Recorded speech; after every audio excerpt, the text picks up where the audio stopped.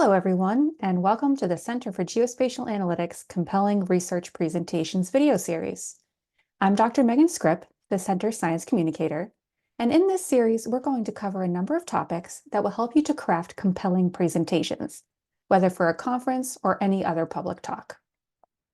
We'll start with some basics, audience and storytelling, delivery and preparation, and then in video 5, we'll move on to a compelling presentations masterclass with these 4 topics: show and tell, create expectations, dive deep and surface, and say it again.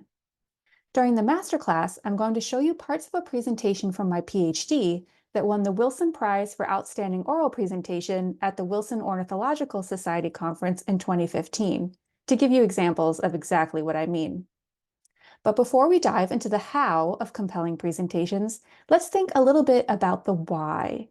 Why are great communication skills so important? Well, the short answer is that being able to convey a message well can help you reach your goals. In any professional setting, each and every time you do a presentation, or even write a report or produce any other piece of writing, you will have a goal. Generally, it's to help your audience know something, feel something, or do something new. So it's important to think about what the goal of your communication activity is. Are you trying to help someone replicate your work or use it in the future? So it's really important to describe how you did what you did so they can do it too. Or maybe you want to justify how you spent grant money. Some organization gave you funding for a project, and now you have to convince them that that money was very well spent. Or perhaps you want to convince someone to give you a job or more money. Anytime you do professional communication, there is going to be a goal. What are you trying to accomplish? Remember that your goal is not to explain per se. You can explain something all day and it may not make a dent for your audience. Instead, I'd like you to think about your goal being to help someone understand. And there's a difference there. Remember that your talk is not all about you.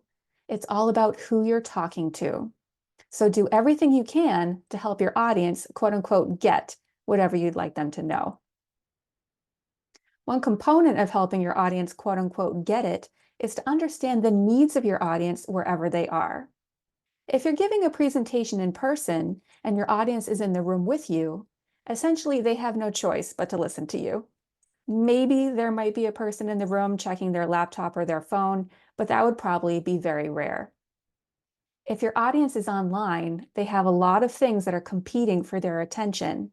And so your presentation has to be more compelling than all of the other things that people could have distracting them. Communication skills have always been important, but now that a presentation's audience could be literally anywhere that has internet, I would argue that presentation skills are even more important than they were before.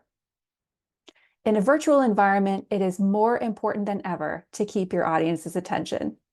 How? You must be compelling. Get to the point quickly and stick to it, and deliver on what you have promised. Think about why people should listen to you when there are so many other things to distract them. Tell a story with a clear beginning, middle, and end, and a strong justification and a memorable take-home message. And if you can, add an interactive element. This might not be possible depending on what conference organizers allow, so be sure to find out from them.